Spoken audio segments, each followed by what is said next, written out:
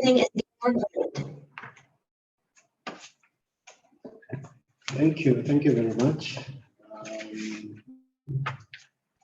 The SPU Director for Library and Information Services, Dr. SALW2023, the LIASA Northern Cape Branch Executive Committee, our guest speakers, Ms. Denise Nicholson and Mr. Jeff Nyoka, SPU Library and Information Services staff, DSAC representative, distinguished guests. Welcome to the South African Library Week 2023 Northern Cape Branch launch. And thank you very much for being with us here today in celebrating this event. We do apologize for the delay due to some technical issues, but we are now ready to continue with the program for the day. We do have members who are present here at the university, SALW University Central Campus, in the library present with us. We also do have a couple of members who have joined us online on Zoom. Thank you very much for availing yourself. Without any further ado, we're going to continue the next item on the program. We're going to be introducing the topic on copyright. Copyright law is no longer the exclusive domain of lawyers. There is still a definite and important role in copyright for lawyers. However, the role of librarians has and will continue to expand when it comes to the day-to-day copyright management and compliance. There are many reasons that answering copyright and licensing questions has fallen to librarians. As there are facets of copyright, librarians' primary function is as guardians of content. I'm going to ask the chairperson of Northern Cape LIASA branch to introduce our next speaker. Manda, over to you. Thank you, Kagiso. Denise Nicholson, Denise Rosemary Nicholson has a BA degree and higher diploma in library science from UNISA and a Masters of Law in copyright from WIT. She retired from the University of the Witwatersrand, Johannesburg in December 2020 after nearly 38 years professional service in various library posts. She managed the Copyright Services Office for the university from November 96 to 31st December 2020. In March 21, she started her own consultancy called Scholarly Horizons. She has 26 years experience in copyright issues, open access and scholarly communication. She offers a variety of workshops on topics such as copyright, plagiarism, referencing, paraphrasing, writing skills and related topics, as well as scholarly publishing, open access, authors' rights, licensing, and how to avoid deceptive publishing practices. She is well recognized internationally, regionally, and in South Africa for her advocacy and promotion of access to knowledge, open access, and copyright awareness, and her campaign for more balanced copyright laws in South Africa. She has been a member of many international, regional, and local copyright committees and has presented at many conferences around the world. She has also been involved in many copyright and related projects through IFLA, EIFL, UNESCO, WIPO, Creative Commons, CopySouth, the African Copyright and Access to Knowledge Project, and others. She is an expert copyright advisor to International Federation of Library Associations and Institutions, IFLA, Committee on Copyright and Other Legal Matters, and the National Council for Library and Information Services, NCLIS, the Library and Information Association of South Africa, the Committee of Higher Education Libraries of South Africa, CHALSA, and a Commons SA chapter, and the Academy of Science of South Africa's Scholarly Publishing Committee. During 2021, she was chair of the African Library and Information Association's Copyright and Legal Matters Committee. She is also a member of the steering group for the Right to Research project in Africa and is a consultant to WWIS Academy. She has received a number of prestigious awards, the most recent being in 2021, when she was recipient of the SALW Trust LIASA Lifetime Achievement Award and the UNISA Chancellor's Calabash Award for Outstanding Educator. Thank you very much, Denise.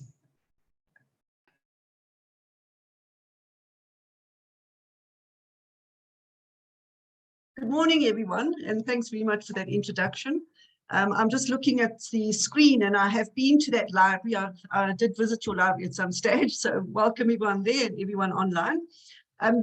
Today I've been asked to just give a brief overview of copyright as it is at the moment, the current law, and then I'll just mention what's happening with the Copyright Amendment Bill. I'll just turn off my screen if you don't mind because of bandwidth. And I'll just present a PowerPoint. I just want to share it.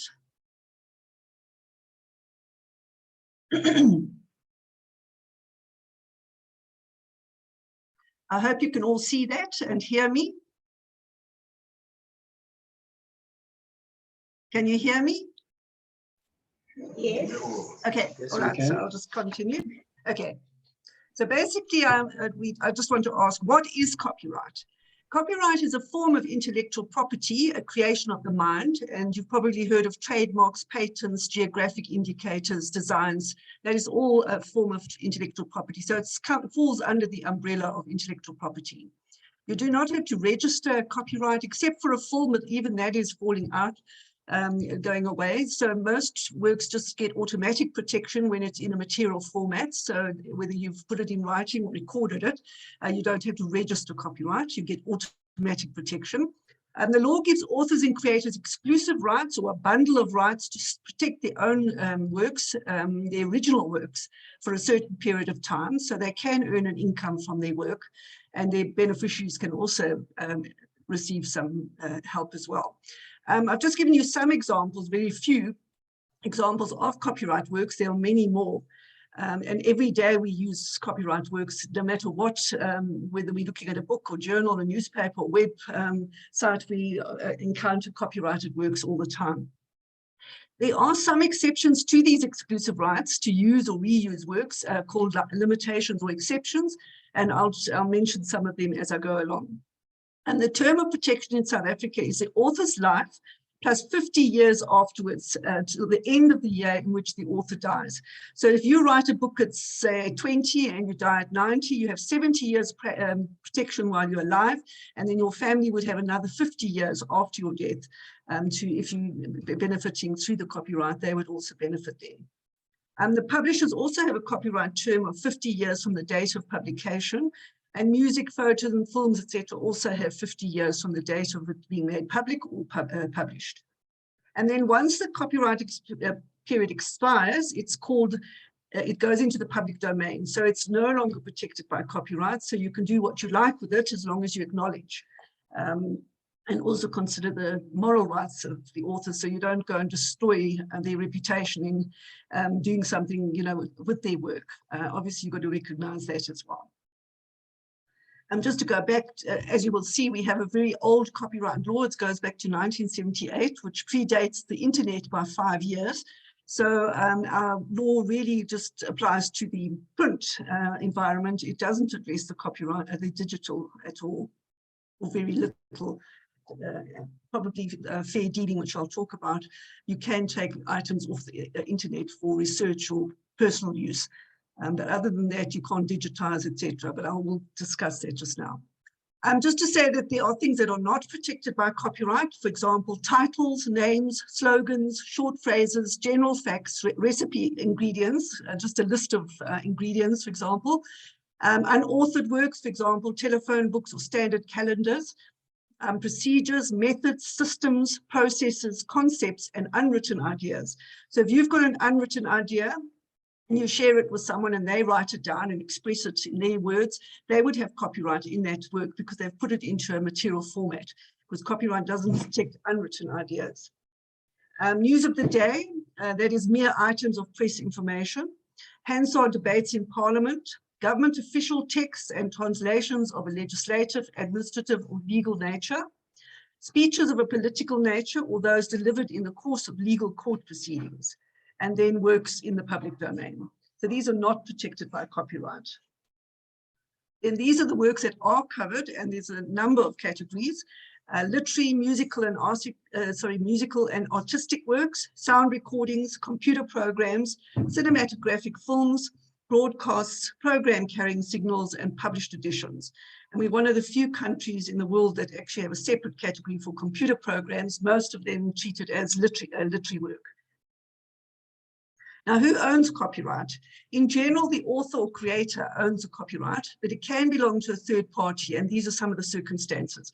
In your institution, for example, by institutional policy, your institution may own the copyright. For example, many South African institutions own the copyright or the intellectual property in the postgraduate research theses and dissertations, for example. Some, like UCT, I know is one that the students own the work, the copyright in their work, but then they give the institution a non-exclusive license to do certain things with their work. But most of the institutions in South Africa actually hold the intellectual property in their students' works, and then they allow them to publish and sign the copyright where necessary. Then a funder or government department or organization could contract or commission work, and then they would hold the copyright.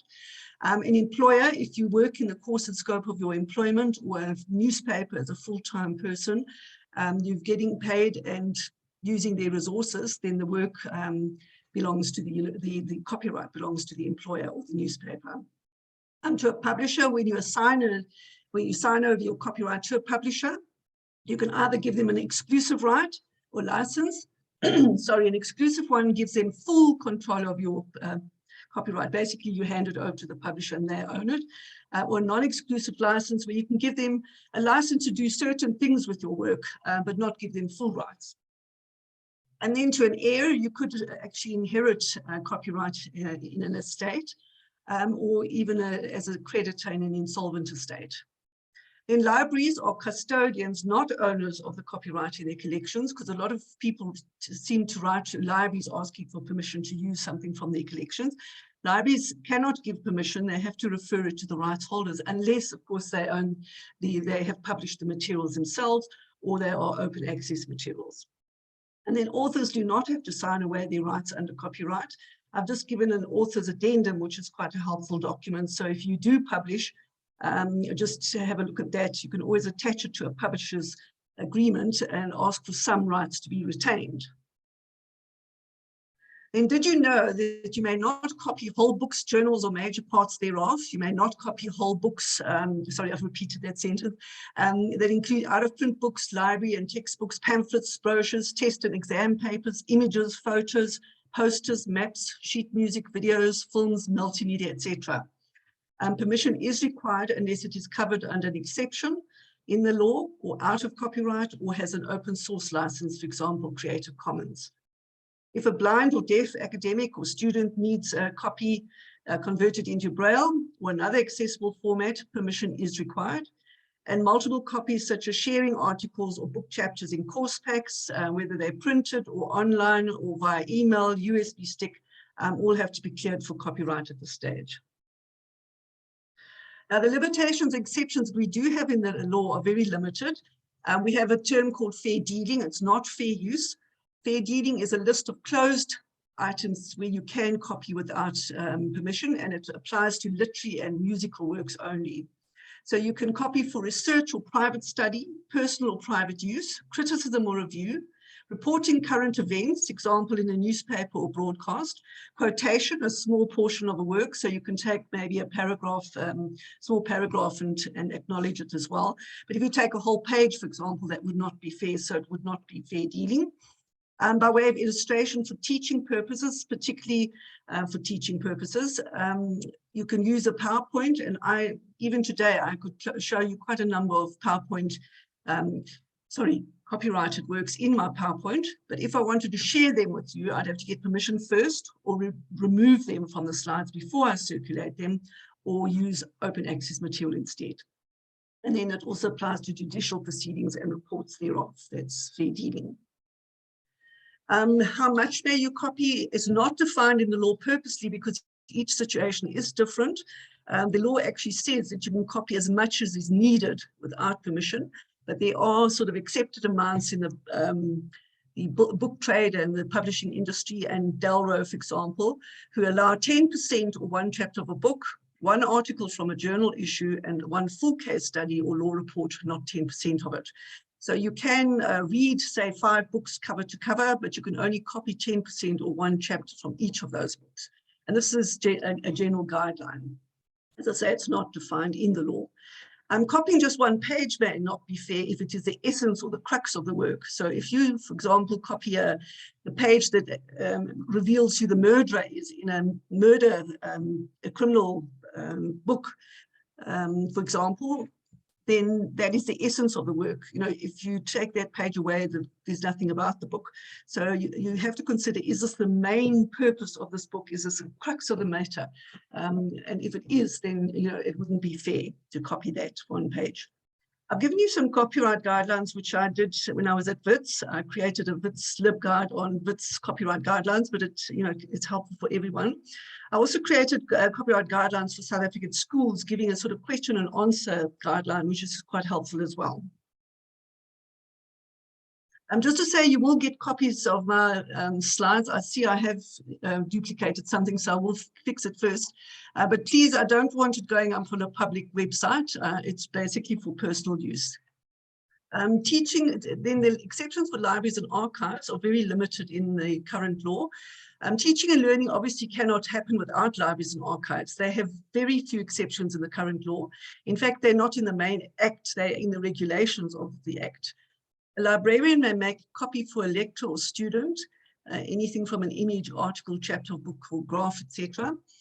A library or archive can preserve, replace lost or damaged printed works and share via interlibrary loans, unpublished and published printed works. But there's no exceptions for digital environment because it is so old. They may not do things like digitizing, format shifting, converting from old to new technologies, for example, VHS to DVD or YouTube. Digital document delivery services, except for scanning to another library. And interlibrary loans, when you send a copy to another library, the sending library must not keep the copy they've made. So once it's gone through to the other library, then the library who's sending it must delete or destroy that copy.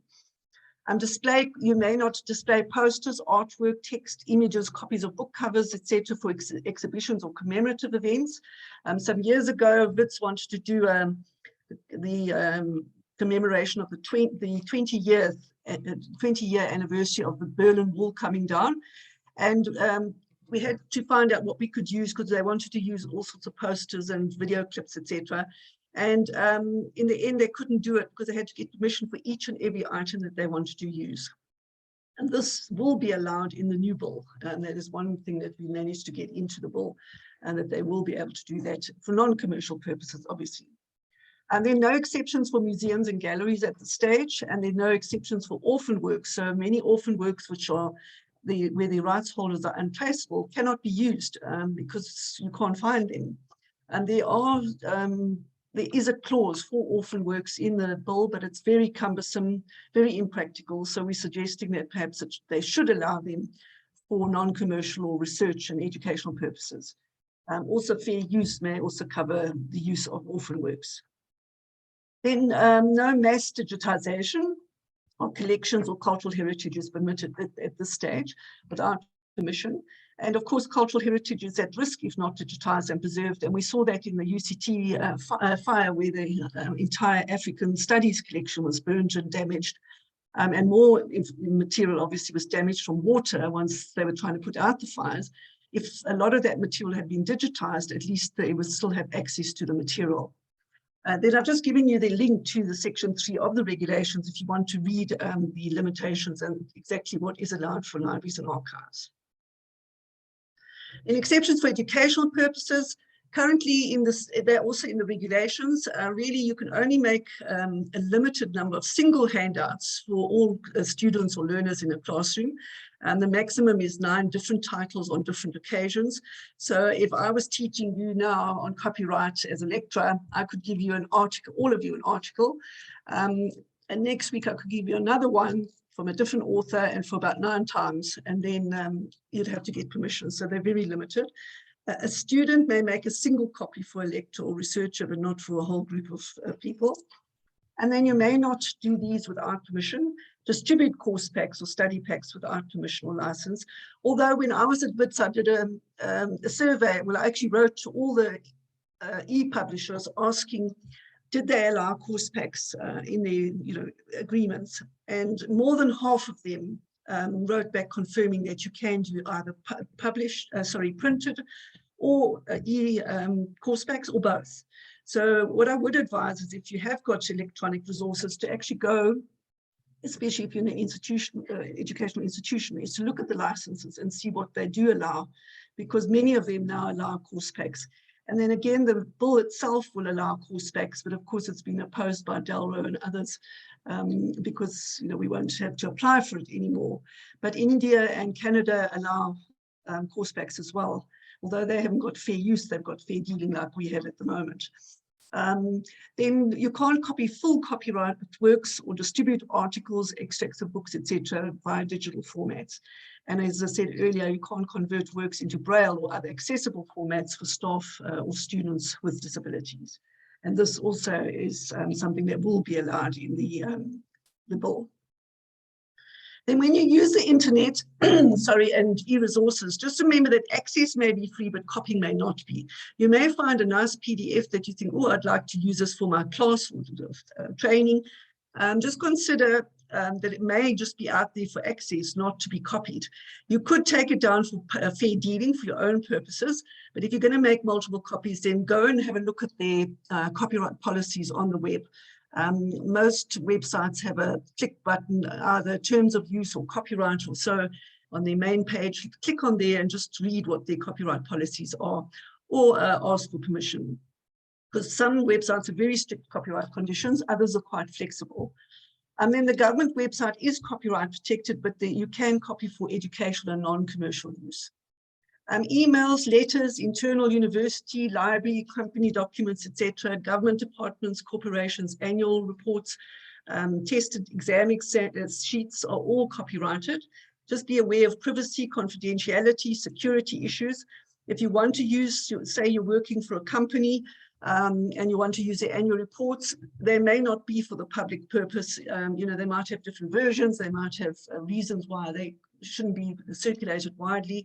There might be security issues, confidentiality on some of their documents, so always check before you use their documents publicly, even for research. And of course, always acknowledge them. In digital rights management or technological protection measures, these are built into digital works so that they block or restrict access. And one of the examples is PDFs, although many of the computers allow it now, but if you try and cut and paste a PDF, you can't often do it. Also, it blocks text-to-speech software on Kindle for blind people, so they have to get it unlocked before they can access to use that software. And of course, it also affects all sorts of, access to all sorts of things. Even if a library wants to browse through an e-resource to see if they want to buy the database, they have to get these devices moved by the publishers so that they can browse through and access it to see what it offers for them. Then always the first point of call is use your own library and media centers, your e-books, your e-databases, because they are reputable resources. They've been carefully selected and paid for by your qualified staff. Beware, there are lots of fake online journals and questionable publications, and I'll give a whole website, a whole webinar about this if anybody's interested on deceptive publishing practices and how to avoid citing from bad publications and also publishing in them. And then always acknowledge sources, even if they open access, out of copyright, copyrighted or unpublished or published, just remember to acknowledge if it's not your work. Then when using social media, be very careful what you put on social media because it stays there, it's a permanent tattoo. Facebook and other social media platforms have a broad license to use your work, although they don't own it. I met a lady once who said she went into Incredible Connection and there was a big poster of her family on the wall, and she asked, how is this possible? And the guy in the shop said, well, are you on Facebook, on social media? Because if you read their licenses, they can do much what they want to with your work. So just be aware what you put on Facebook, what you say on Facebook. Also defamation and hate speech cases in South Africa, you must be aware of them. If you like them or forward them on, it circulates widely and you're actually party to the crime. Also consider copyright, plagiarism, privacy, minors and ethical issues when sharing or using material on social media. A lot of material is copyrighted, but unfortunately our law doesn't allow it at this stage. I believe that fair use will probably allow us to share quite a lot, you know, on Facebook and other platforms in the future. Obviously, taking into account that there are 4 factors that we have to consider before you can use things under fair use. Plagiarism, obviously, you must acknowledge, and privacy issues, you know, and minors. Do not just put anybody's baby up or a family member's child up on web without parental consent, because they are covered by the Children's Act, and of course, with horrible crimes and kidnappings and that, a lot of people don't want anything to do with their children up on social media. So just be aware of those. Also ethical issues. We've had medical students who take selfies with someone ill in the hospital and they put it up, or they even a cadaver for some reason, which is totally unethical. Also, many works are circulated on social media are infringements at this stage. But we're hoping that fair use will address some of the issues in the future if the bill is passed. Then I've given you 2 interesting articles on social media and South African law, 5 things you need to know, and a legal perspective on social media use and employment, lessons from South African educators. Have a read when you've got some time. And then I've just given you open content. Instead of using copyright work, there's a whole lot of material out there, as you may know. If you don't know, have a look. I've just did some lib guides when I was at WITS, and on the top one you'll find open access books, journals, films, music, you name it. Also open educational resources. You can actually use them and amend them and adapt them for your own purposes, as long as you're acknowledging. If it's got a Creative Commons license, just follow the license. You just have to read it and do what they say, and it's very easy. You don't have to get permission. I've also given you a list where you can find Creative Commons resources. I'll just remember once we were doing a video at WITS and we needed some background music, and we obviously couldn't put up music that we'd like to, modern music, because it would be copyrighted. So we went and got some music from Creative Commons resources. Also, rather use your own photograph or drawing or model or graph or image where possible. Open access journals now are published by reputable journals, Elsevier, Springer, Wiley, etc. So have a look and use those. Project Gutenberg digitizes all out of copyright books. So all those famous classics. I remember my daughter did English 3 some years ago, and she could get quite a few of her classics on Project Gutenberg, and you can you can copy down the whole book because they are out of copyright and open access. And then there's a directive of open access journals, books, repositories, and scholarly resources, thousands of very helpful open access materials. And just the Copyright Amendment Bill, which we refer to as the CAB. As you may know, the bill was first published in 2015. It was revised several times through the the Portfolio Committee on Trade and Industry, where it started the process in 2017. It was first passed by Parliament in 2019. Then after a wait of about 15 months where the President just did nothing, he was forced to do something by a court action by Blind SA to act in terms of the Constitution, and he sent it back for review on certain clauses. Unfortunately, they're all related to our sectors, the education and livelihood sectors, and fair use. It was also retagged from a national 75 bill to a provincial bill, section 76, which means it's got to go to all the provinces as well. So on completion of the review process, the Bill 13D of 2017 was finally approved by the National Assembly on the 1st of September last year, and that is the bill they're working on now. It's now with the National Council of Provinces and 9 provincial legislators. And I'm not sure if you've seen, there have been calls for comments and to give oral presentations by the National Committee, Council of Provinces Select Committee on Trade and Industry. It's got a long name, and they now have closed the call for submissions. But on this slide, I've just given you the dates of the different provinces that have called for submissions. You're obviously in the Northern Cape. The deadline and online hearings have been extended actually to the 30th of March. So I ask you please to make submissions, even in your personal capacity, just write and confirm that you support the bill. If you need any help with wording or where to send it, please email me, or I can send the details to Manda. And please, the more people that support the bill, obviously, the more chance it has, because there's a lot of opposition against the bill, mainly by publishers, rights holders, collecting agencies, and multinational publishers, etc. Others have yet to call for hearings. There's a few provinces that still have to call. I have given some oral presentations myself, and if you want to, you can ask for a slot to present once, when you submit, because some people would like to be, provided in oral as well. And then just here, there are some of the benefits and exceptions that are in the bill. The bill introduces fair use with 4 criteria. That is, you can't just copy, you have to consider the 4 criteria before you do. And it's like the USA and 11 other countries who have fair use. It's not carte blanche to copy. It's not sort of an open thing that you can just copy everything. You have to consider the 4 factors.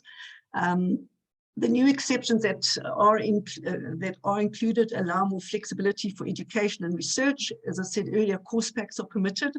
And many e-publishers also allow course packs for educational purposes.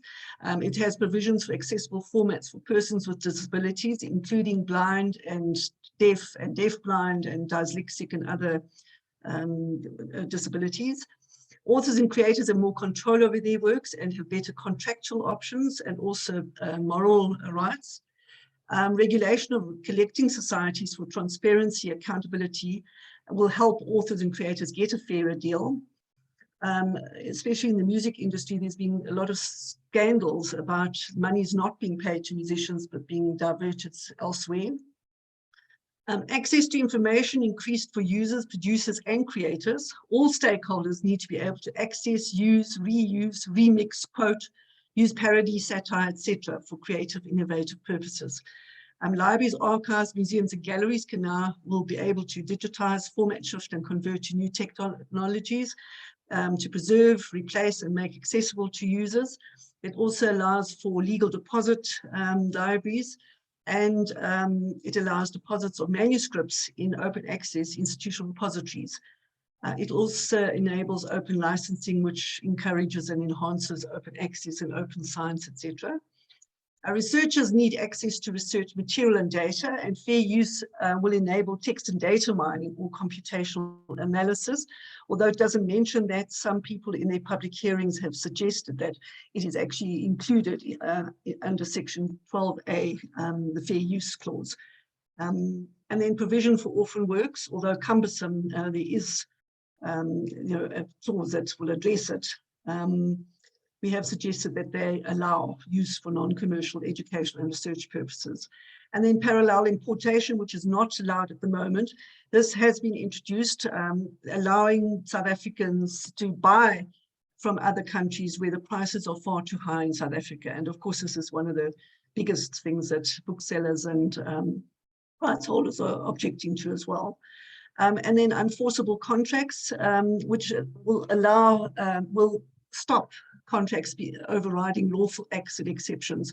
Libraries have been sort of victims of this as well as authors and creators, where you're forced to sign a rather restrictive contract, whether you like it or not. If you want the product or so, you're forced to sign it, but it does sometimes override lawful acts that you are allowed in the copyright law.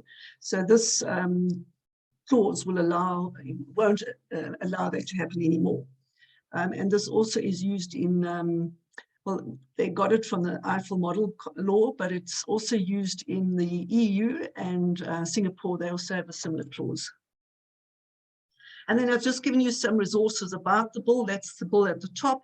And then just copyright resources, the whole sort of history of South African proposed amendments is at that link.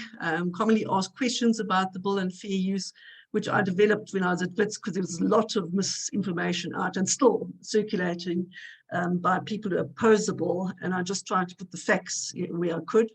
And then a lot of information about fair use and fair dealing. And thank you very much for your attention. I don't know if you've got any questions. And as I say, please don't circulate this widely. It's for personal use only. Thank you. Thank you very much. Thank you very much, Denise, for your presentation. I'm just going to ask online colleagues, do you have any questions, as well as the guests who are available here in the boardroom? Is there any questions you want to put to our guest speaker, Ms. Denise Nicholson?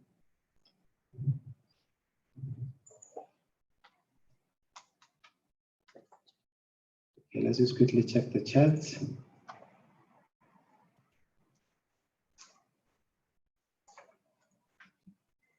All right, there don't seem to be any questions. Thank you very much for your presentation, Denise, for speaking about copyright, as well as explaining the use and importance of copyright with regards to social media, and how most social media platforms where you share your information, just thinking that because it is your own personal account, you do not know that the people who own the social media, they can do anything they want with the information or content that you share on social media. Most people, I don't think they are aware that the information that is being shared on social media, it's there permanently, and people get to replicate it in form or manner and distribute it anyhow they want. Thank you very much for giving us a spotlight with regards to that information on copyright. Manda quickly wants to add something. Thank you, Kagiso. I just want to thank Denise for presenting this morning, because she actually has a workshop webinar that starts at 10. So I want to thank her very much, and I think you can give her a round of applause. Thank you. Thank you very much. Thank you very much. Attention, and I'm sorry I can't join the rest of the day, but I have got to pay for another webinar soon, so I'll say thank you. But if you've got any questions, or if you want to any help in doing this, just an email to the parliamentary committees, just in support of the bill, please ask. I think you might have my email, or Manda has. Please email me and I'll help you draft the letter. Okay, thank you very much, and enjoy the rest of your day. And happy library week. Okay, thank you then. Bye-bye. Bye. Bye. Bye.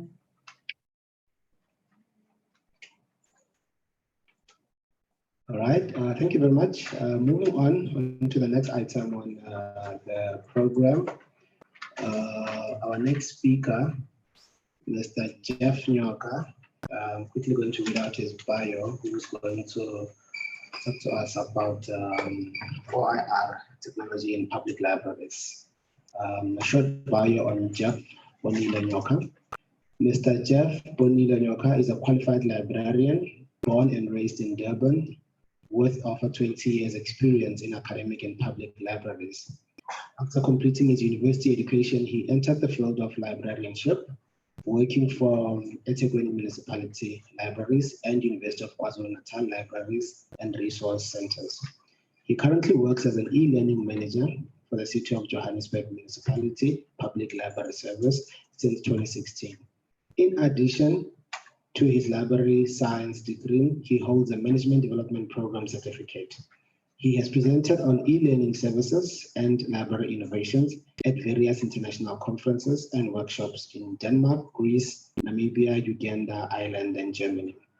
He has been responsible for implementing successful digital literacy programs, such as introducing coding online courses and mobile literacy in libraries.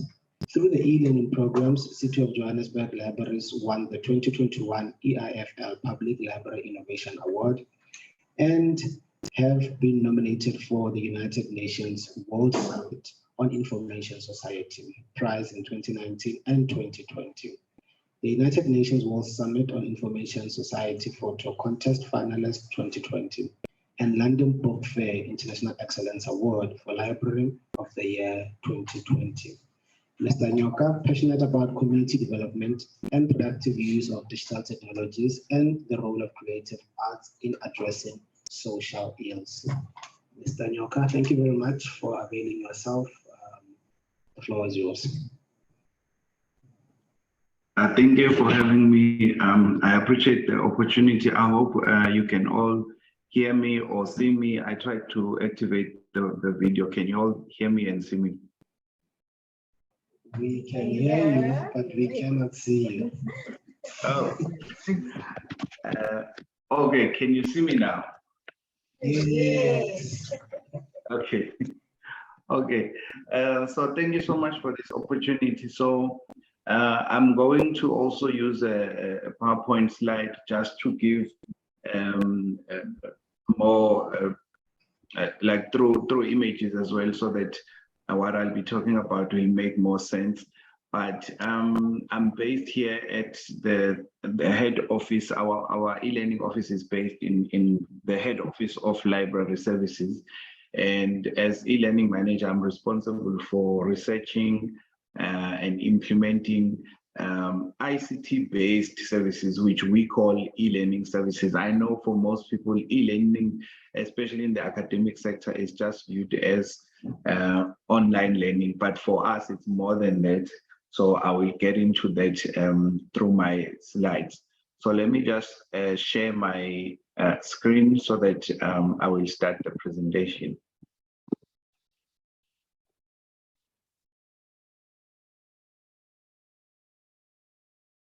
Okay. You can see my screen, right?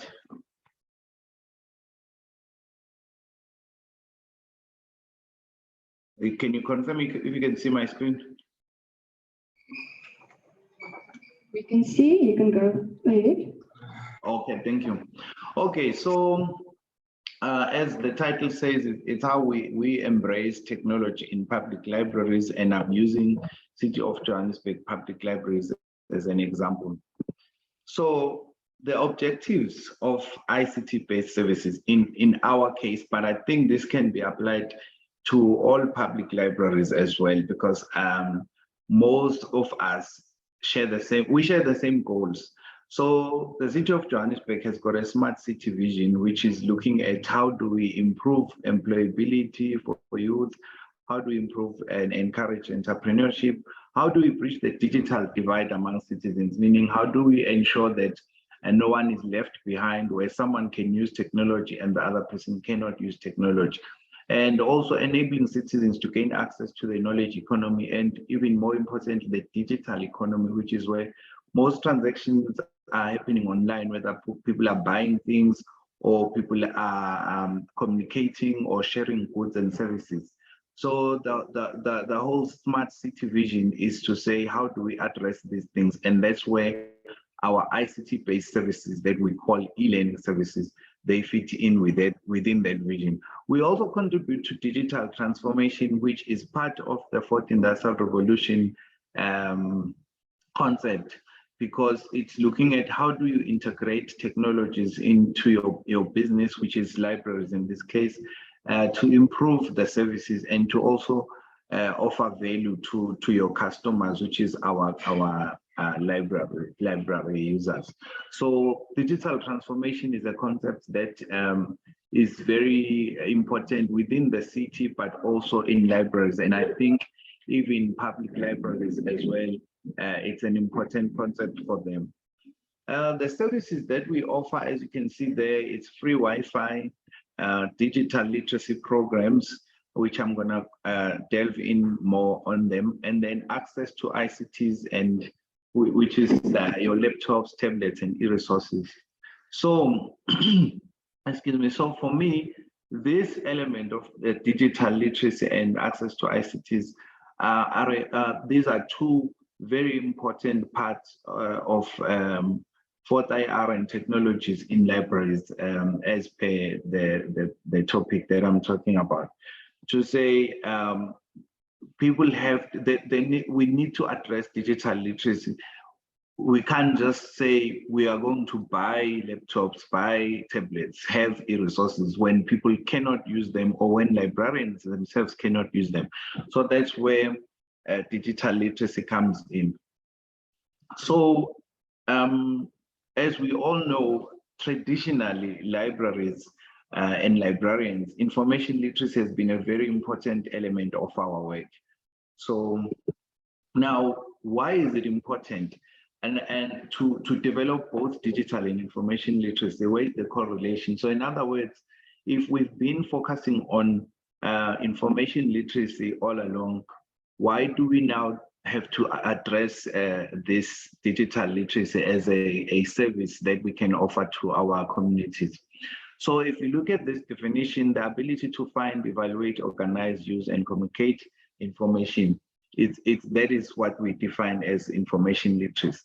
But now, in this fourth industrial revolution era, we are now taking it further up and saying, even if you have this ability, what about the ability to use information in order to achieve these things, what information literacy achieves? So in other words, digital literacy is the ability to use information technology, information communication tools, or technologies, if I can just put it that way. It's the ability to use technologies to find, evaluate, create, and communicate information, and it requires both cognitive and technical skills, whereas information literacy, we were not too focused on technical skills traditionally. But now digital literacy, it says, can you be able to use technologies to find, evaluate, organize, use, and communicate information? So, excuse me, so it becomes very important for us in libraries in an era of a digital economy where most transactions are happening online, as mentioned earlier. And it's also critical to empower communities with digital literacy skills so that they can understand digital content such as fake news, misinformation, disinformation. You know, when people are looking for jobs or trying to start businesses or trying to communicate online, they need to be able to understand the type of digital content they are interacting with. And then obviously digital platforms offer more options and a variety of current information. So that's the reason, that's the correlation between these two. And I think it's something I would like librarians to always remember, that digital literacy is just as important as information literacy. And in fact, on the IFLA manifesto, they've included digital literacy as one of the core services that public libraries should offer. So that is why now it's important to not only procure or look for ways of having ICTs in libraries, but you also need to look for ways of providing or supporting digital skills development. Okay, so in terms of our services, what we have identified as digital literacy programs, which I think can be applicable to all libraries, public libraries or academic libraries. These are technology-focused services. Just 1 second, just 1 second.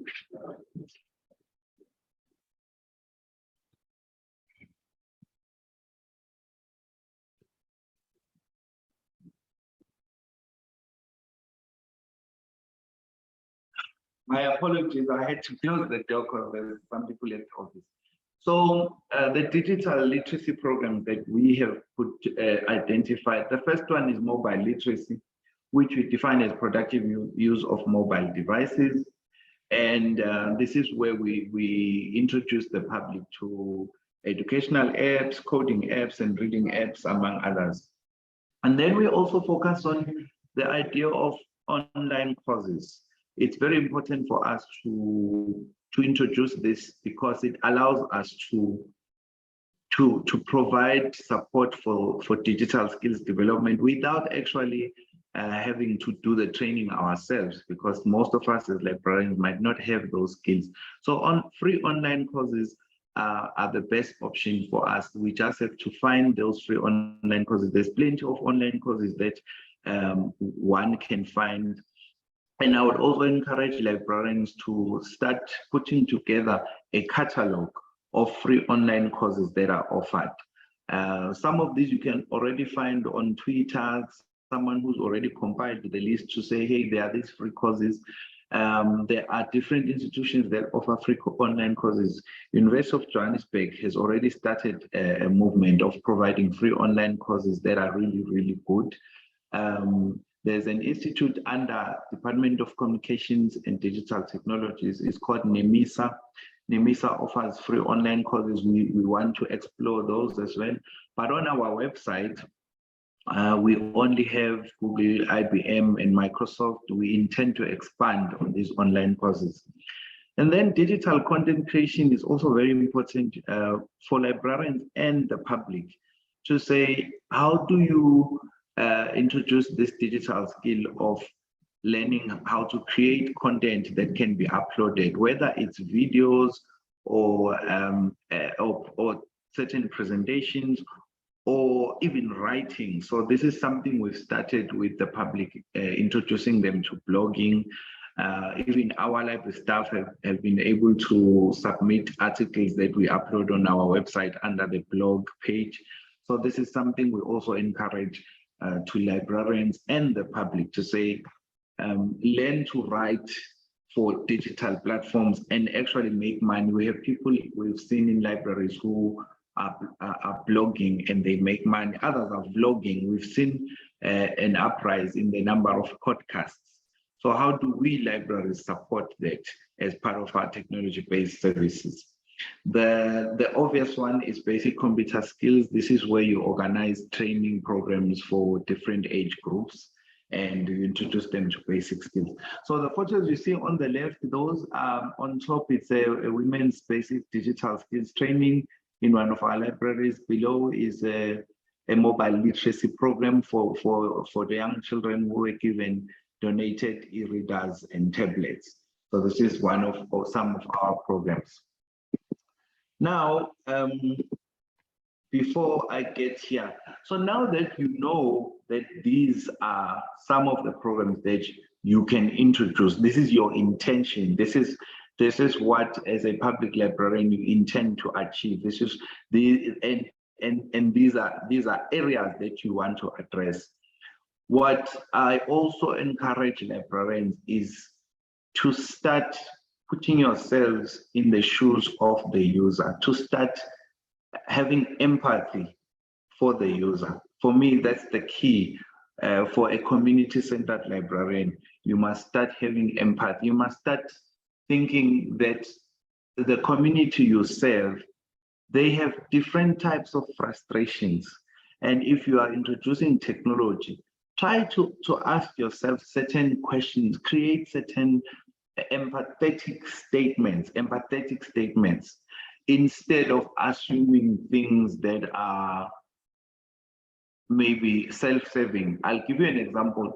There are people, when you talk about technology, they'll say, oh, but people don't have laptops or some people don't have smartphones, so what's the use of you introducing mobile literacy or online courses? That's not an empathetic statement. It's a self-serving statement because it's really about you saying, I can't do this because I'm assuming that people don't have this. So for me, I always say, let's try to change that mindset. Start thinking of their frustrations, not thinking of what you cannot do or what you are not prepared to do. So you need to have that empathy to say, I anticipate or I expect my user to have this kind of frustration. So these are some of the statements that we came up with. So you have someone who knows what they are looking for, but they don't know. Let me just see my screen is okay, but they don't know how to use ICT tools. Meaning somebody comes to the library, they know that they are looking for books on business management or they're looking for something to help them with their business plan, but they don't know how to use internet, they don't know how to use a computer. That's something you must think is a possibility and figure out how you can help them. In this case, you can show them how to use the internet and then show them how to find maybe e-resources. The second one would be, I don't even know what information I need for my studies. Maybe someone, let's say a UNISA student who's just registered, they don't know what information they need to use for this particular assignment, but they know how to use a computer. They know how to search the internet. So this is where you apply your information literacy skills. You see now how those two are balancing. There's a correlation. You apply your information literacy skills now because they already know how to search the internet, but you are directing them to relevant information. The other one is, I don't know what information I need for my studies, and I don't even know how to use ICT. So this is someone who's completely blank. You know, they've never seen a computer, and we've had those cases in especially UNISA students who are straight from high school, and they just got that pack and they're supposed to do the assignment. They don't even know how to unpack the assignment or even how to use the internet. Again, you now understand how to address this frustration.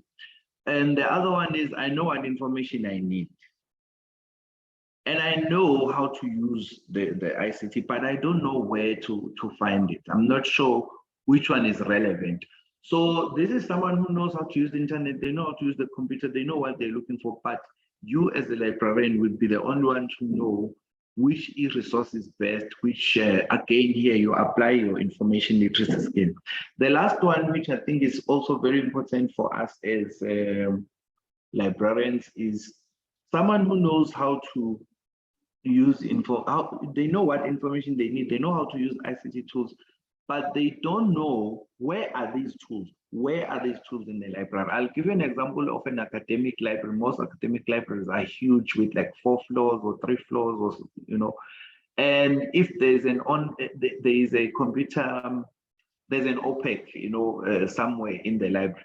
If they don't know that there's a room with computers or there's an OPEC somewhere, that doesn't help. So this speaks to marketing and awareness. This is something that if you are introducing technology in libraries, you really need to ensure that people know about it. It's in public libraries, we struggle with funding.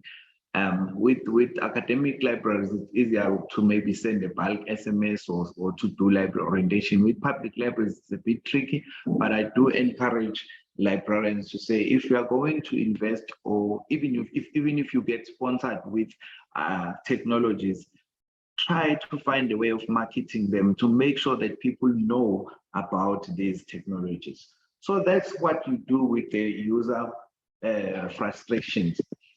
Then once you know these frustrations, you then have to segment your users to see, if I'm introducing technology, who is it going to help? How is it going to help? Because there's another thing about empathy. You cannot assume things that only serve you, to say, oh, what's the use of buying tablets? These kids won't use them anyway, they break them, or whatever the case. No, you have to be empathetic and say, this child might be frustrated because she doesn't know how to use a tablet. How do I help them? So these are the areas you can look at, using the tablets or e-readers for coding, for introducing coding, because it's also, coding is also introduced in schools, or educational apps and gadgets. For youth and adults, this also applies in academic sector. How do you empower the youth and adults with digital skills, basic digital skills, accessing online courses, or for job hunting, and how to use social media? And I've already mentioned mobile literacy. For senior citizens, we've actually done a lot of work in introducing some of them to basic computer skills and creative writing. We even have a book where they wrote their stories, and the book was published by the University of Johannesburg, and we launched it last year. And lastly, but also equally important, library staff. How do you, the library staff become your users as well once you've introduced technology? As a librarian, if you have maybe a group of junior staff members, how do you empower them so that they'll understand the use of technologies in libraries, the digital platforms and digital content relevant to their services? So I would encourage this to say, if you have computers in your library, do not focus only on the public. Start at home, start with your own staff so that they'll speak the language they understand. They'll be able to market the technology-based services once they have some digital skills. Okay, so in terms of digital literacy, once you have your your technologies, you need to be able to identify what digital skills levels will be suitable for which audience. You already know your users now. Which audience would need what level of digital skills? There are 3 digital skills levels that we have adopted from the International Telecommunications Union framework. So the first one is basic digital skills levels, which is when you understand computer parts, you can send emails, you can use internet, you can download apps maybe, or create documents and transact online. Those are basic digital skills. Understanding how to use some Microsoft packages or even all of them.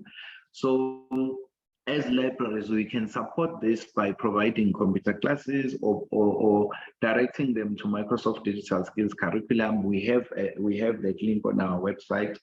Or organizing self-paced or organized training on computer skills.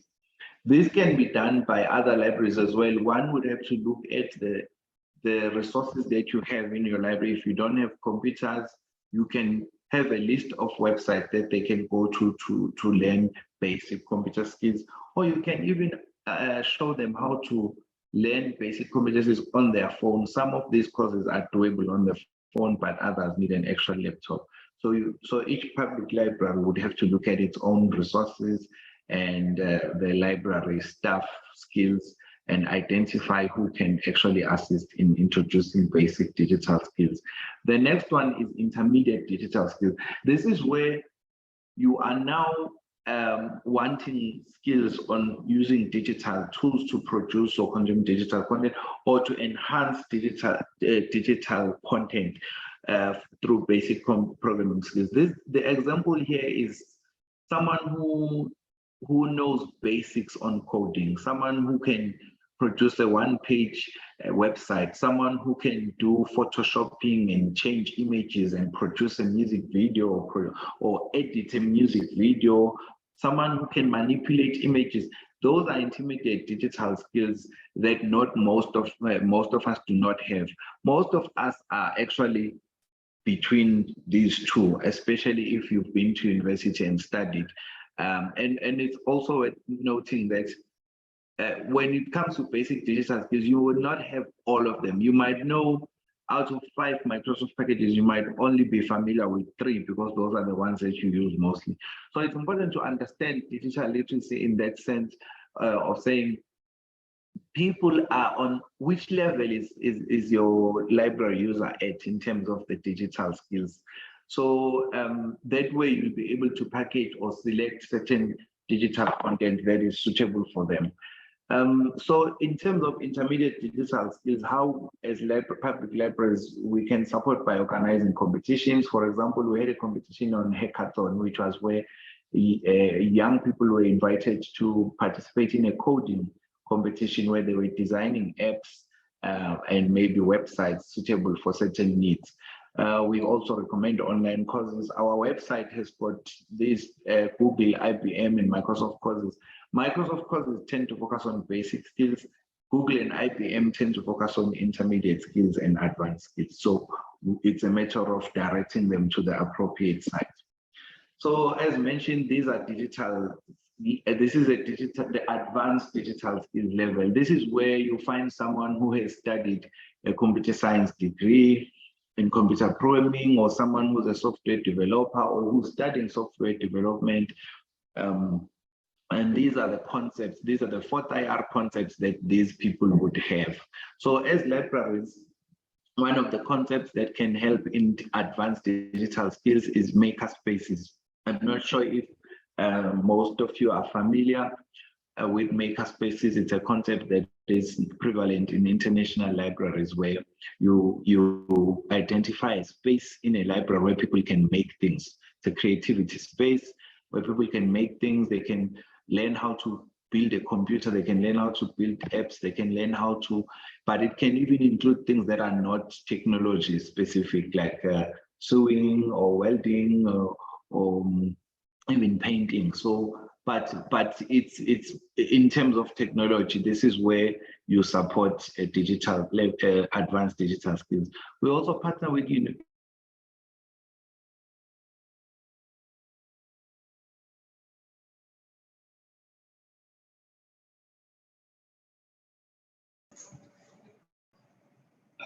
Jeff, we have innovation hubs, and we recommend online. You see on the right, on the left, the makerspace at University of Johannesburg. Hello. Hi, Jeff. Yes, no, continue. We had lost you there for a moment. Oh, okay. So, the photo below is staff members at a convention where it was a 4th IR convention. So this is where they got to see robotics and how these machineries are built. Okay, so as mentioned, there's a correlation between your information literacy tools, information literacy and digital literacy. So the tools generally for your information literacy, you have your books, journals, magazines, newspapers. But for digital literacy, these are the tools that you would generally use: computer or desktop or laptop, smartphone, tablet, touch screens, or even TV screens. These are there's more. There are other technologies that didn't list here. What is the content that one would then be exploring using those technologies? Websites, apps, videos, photos, and music. As mentioned, you have your vlogging, you have your podcast and things like that. Software, you can find databases with articles using a certain software, or you can save content on PDF, PowerPoint. Gamification is a huge concept that is important for public libraries as well, where you find educational games. We've had donations from the provincial office with Xboxes. So we are exploring how we can introduce educational games to selected libraries. Podcast, as mentioned earlier, there's an increase in the number of podcasts. How can libraries play a role in introducing podcasts? So I won't go into this. This is just a catalog of ICT-based programs that we've used before. These are different apps that one can do, and some of these are actual programs that we initiated that didn't exist before, such as the mobile e-learning classroom, e-learning quiz, invent a story. Those are programs that we came up with, but the others are apps that you can find online. Okay, so in the next in the next few years, what we aim to achieve, as mentioned, we want to have maker spaces in selected libraries. We've already had our senior management trained on change management and also introduced to maker spaces through our collaboration with the University of Johannesburg. We also intend to introduce a learning management system. I think people who are in the academic sector would understand more. A system that allows one to learn, or a system that allows one to learn online, and a system that allows the organization to manage that learning online. So it's where you find online courses, but our intention is to find a way of localizing those online courses. The next one is coding clubs. We've already trained librarians in different regions. We are left with about 2 regions.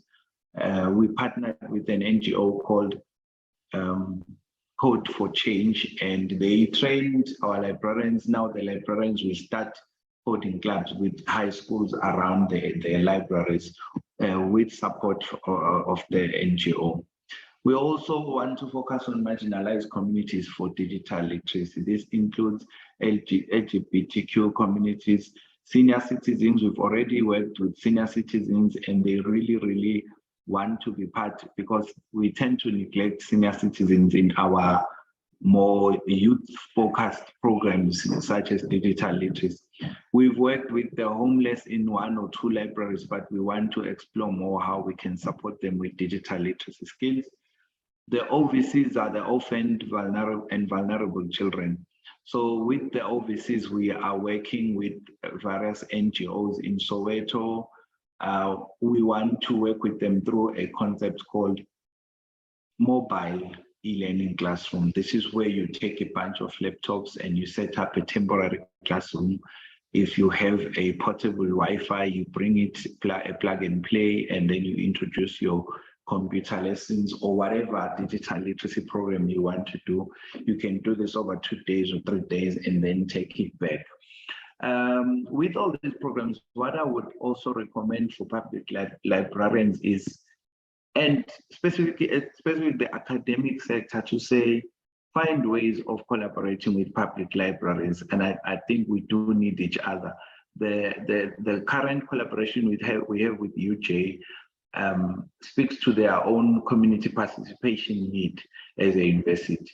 So if you are an academic librarian, I would encourage you find ways of working with the local community libraries to say, how do we support you? For your own outreach, you can use public libraries as well. So the same goes for public libraries, to say, if there's a university around you, find out how you can work with them, speak to someone within those spaces and see how you can work together. So thank you so much for this opportunity. This is the end of my presentation. These are my details. If you need to ask me anything or to collaborate, and if you have questions, I will answer questions. But otherwise, thank you so much for the opportunity. Thank you very much, Jeff, for your presentation. I'm going to ask the colleagues in the room, as well as those who have joined us online, if they have any questions that they would like to pose to Jeff.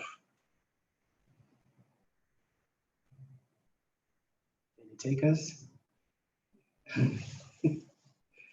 Okay, Jeff, thank you very much for speaking about integrating technology into our services in terms of the library, as well as sharing information about the digital literacy programs that you have running in terms of mobile literacy, access to online courses, digital content, and basic computer skills.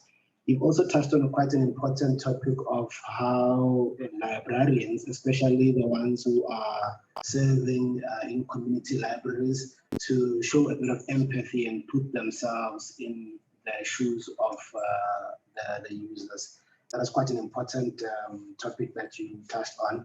I just have a simple question which I'm going to ask. So we are all for technological advancement, for improved service delivery. Let's look at, for example, the University of Pretoria was the first higher education institution to introduce service robot in the library. I think it was called Libby. And not long after that, other institutions have followed suit, the likes of, I think it was UJ, as well as the National Library of South Africa also introduced a service robot. Now, looking at the library spectrum of the country in terms of South Africa, do you think that service robots in the library currently are a need, and how effective do you think they are? Okay, thank you so much for that question.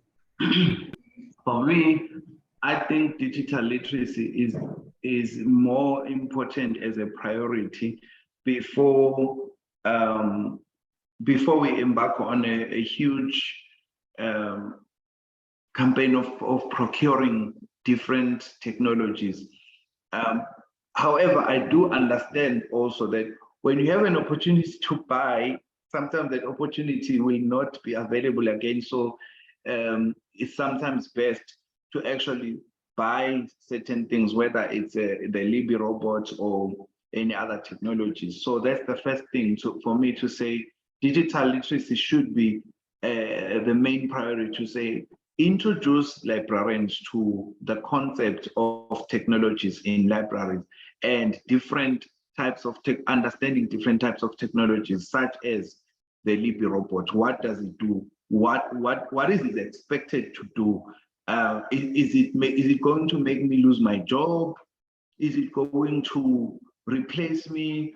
Where is my space in this transformation? What's my role in this transformation? And I think the language we use when we introduce technologies should be one that also recognizes the role of the humans, which is our staff. It mustn't be one of fear mongering to say now there's going to be a robot, but it should be one that embraces everyone. And also just to share in terms of the Libby robots, last year I went to Taiwan to present on our, which is something I forgot to mention, the Mobi Readathon Reading Development Program for high schools. We were presenting it in Taiwan, and one of the libraries that we visited, the brand new library, it's an academic library in the university. They had a robot, and when we asked their staff, they said when they purchased that robot, it was because of the need to transform and to also have it. But they found that it's not effective. They found that people are not really interested. And I'm talking about a community that is well versed with technology, but they preferred the traditional means of going to a librarian and asking. So the point I'm trying to make is that exposure to the Taiwanese librarianship also taught me that both forms of librarianship can coexist. You can still have your traditional forms of information literacy and serving the public and still select certain technologies, but it's not a case of saying the robot is needed, let's just have robots in each and every library. First of all, each library has its own identity and the community they serve. And digital literacy levels are not the same in different communities. So it's really a decision that you have to make after having done all of that research. Otherwise, you'll end up investing in something that people are not really going to be interested in. For example, how they explained to us in Taiwan that we followed the robot, but it didn't really do much. Yes, they have other technologies. So what I'm saying, is that maybe it's also wise to cast your net wide and see what other technologies one can invest in instead of a robot. For example, if a robot costs 1 million and a makerspace may cost you, say 900,000, why not invest that money in a makerspace? Because the makerspace will produce more output in terms of people coming there, learning to create things, learning to design things, learning to interact with other technologies. You can end up using those funds much better than having just one robot assistant. So for me, it's really a decision that as library managers or management in libraries has to be very careful in making and how you select. In fact, I'll go as far as saying the principles of collection development, for selecting technologies, you also need certain principles that you have to follow so that you don't just buy one thing for all libraries, because that's just going to it's not going to help your communities, it's also not going to help you.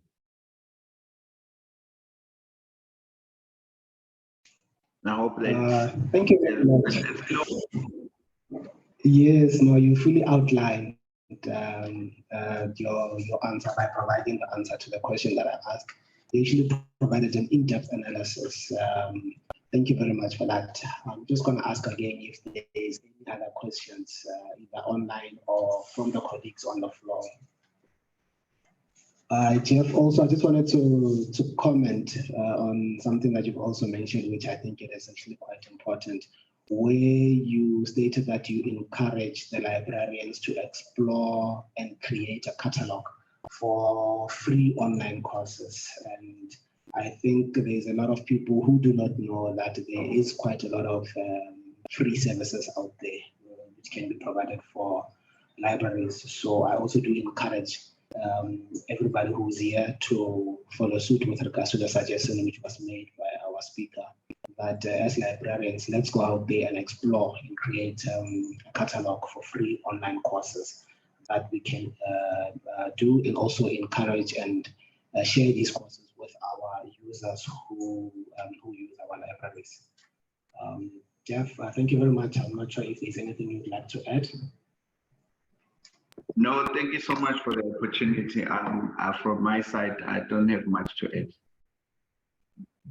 Okay, thank you very much for availing yourself and the invite. Thank you. Give a round of applause to Jeff. Okay, thank you, Jeff. Moving on with our program. Apologies, we are sort of mixing it up, going back and forth due to the time that our speakers have given to us. I'm now going to go to the second item at the top of our program, where I'm going to hand over to the LIASA Northern Cape Branch Chairperson, as well as the LIASA UK as Librarian of the Year 2022, Manda Ho, to tell us about South African Library Week 2023 theme. Manda, over to you. Thank you, Kagiso. I just want to render an apology for our chair-elect, Mr. Gift Simela. He had a family emergency, so he can't be with us today. And thank you for Kagiso for stepping in for me. South African Library Week. The background of South African Library Week. I don't know if everybody knows that the week within which 20 March falls is always the Library Week. LIASA started taking responsibility for Library Week in 2001. It was recognized by government when all types of libraries across the country use Library Week as an opportunity to market their services in an effort to contribute to the understanding of the important role that libraries play in a democratic society. Advancing literacy, making the basic human right of freedom of access to information a reality, and to promote tolerance and respect among all South Africans. So that is why we are celebrating Library Week. The choice for the date was because the first South African public library it is now known as the National Library of South Africa in Cape Town. It was first proclaimed a library by the government gazette on 20 March 1818. So that is why they choose the week of 20 March. Furthermore, we celebrate Human Rights Day on 21st March, and our Bill of Rights recognizes the freedom of access to information as a basic human right. We are therefore able to link an important historical event with a crucial date in our new democracy. Every year, the Representative Council decides on a theme, and this year the theme is Libraries Telling Powerful Stories. Humans have told stories for as long as we can remember. These stories are used to share news, amplify the accomplishments of heroes, and pass on cultural traditions and transfer knowledge and history. Libraries have been central in collecting, preserving, and sharing these stories. The first library in South Africa dates back to 20 March 1818. Stories make difficult information easier to understand. Stories can change the future for the better.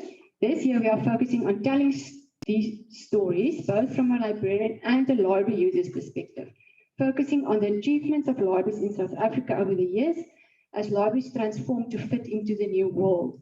Libraries are currently facing many challenges, including funding constraints, the provisioning of adequate and relevant materials, infrastructure problems, insufficient internet access and connectivity, inadequate disaster management, and vandalism.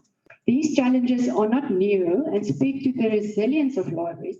It is human nature to highlight challenges more than achievements. This year, LIASA would like to focus on what we are doing right, what we have achieved. The focus will be libraries telling a good story, as well as involving patrons to highlight the benefits of libraries in South Africa, and in the process, marketing and advocating for libraries. Libraries are central to communities. They provide not only access to books, but also a space for knowledge, access to information for all, and occasionally offer an escape from the harsh realities. We know that libraries are in the midst of a dramatic change. Technology has transformed how we find and use books, how we gather information, and how we learn. The 4IR has shifted the landscape and how we tell these stories, which have contributed to global knowledge, memory, and communication.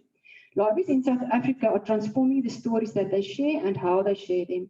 This includes the platforms that are used to tell these stories, whether they are recreational, educational, or historical.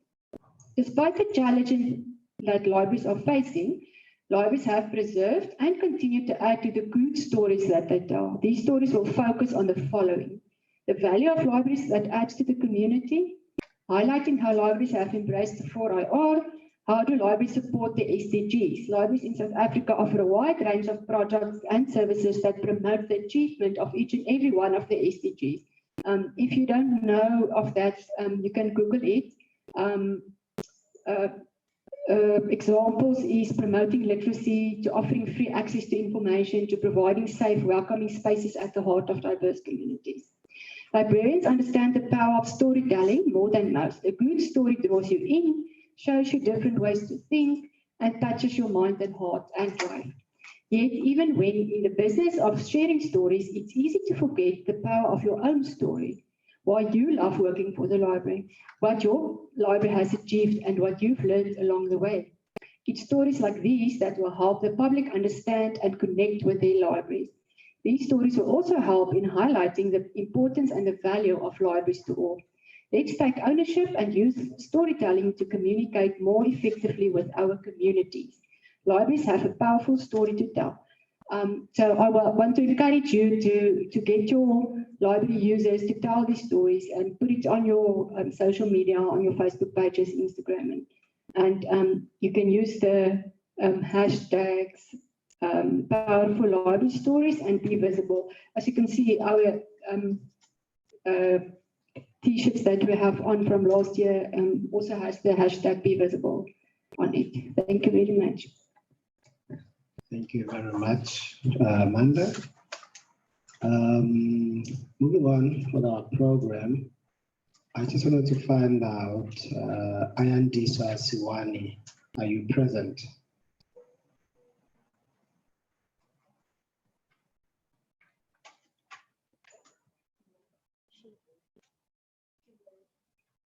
Is it? Okay. That was the SPU student who was supposed to render us a poem. She was actually going to be doing 2 poems for Library Week.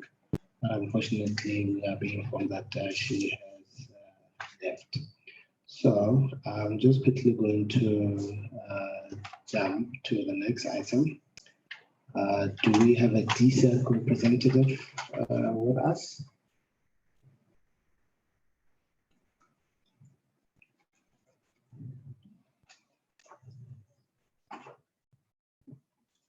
We're going to just ask her to just tell us a bit about the Department of Arts and Culture's library programs. Thank you. You can just introduce yourself. Good morning, everyone. I'm not a librarian, I'm a library assistant. And I'm here with my colleagues. And we are all library assistants. And I suspect that we are sitting amongst librarians. And most of these presentations are speaking to librarians, but maybe one day we will become librarians as well. So I'm from the Department of Sports, Arts and Culture. I'm working in the district library as a library assistant. What we do in the district library, we are catering for the public libraries. We are not in public libraries. So we are responsible to give the Francis Barrett libraries the material, the reading material. And then we do participate much in all our programs of libraries. Like this event of this month, the Library Week, we do have programs that we are going to attend. The first from today, and then tomorrow we're having our program in Homevale And then Friday, we'll be traveling to Richie to do a library week with the community of Richie and the NPO in Richie. So in libraries, it is true that we do share a lot of information because mostly we're working with school kids from primary school. You know, we must start from there. And then it is our duty, our responsibility to make them aware that library information is more reliable. Is more reliable than technology. That is according to me, because it is there, it is written there, you can make reference. And then in libraries, you get information that you need, you'll be provided with that information. So that is all that I'm going to say. That as I've said, I am not a librarian. I was only invited here. Manda said, no, just come and say something about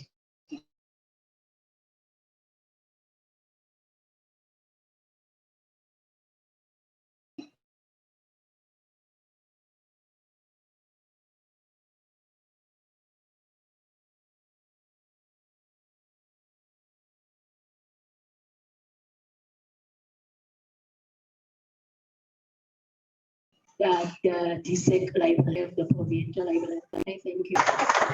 Thank you for teaching your mind, heart, and life.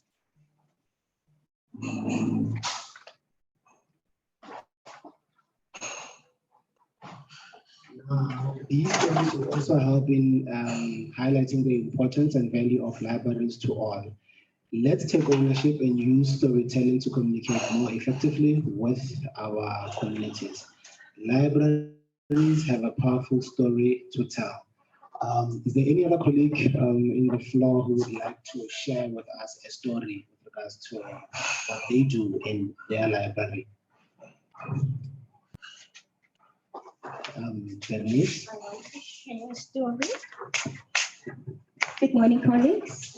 I want to share a story from where I work, but I would also like to encourage our colleagues here to also share their stories. I see our correctional service colleagues are here. I'm sure you have very interesting stories to share. In our public libraries, you got the broadening out there. My name is Felice Nagel. I'm the secretary for LIASA Northern Cape branch. I work at the Africana Library. It's a special collections library. So we work mostly with historical records. Our clients that we serve are academics, researchers, and communities, local communities, as well as abroad.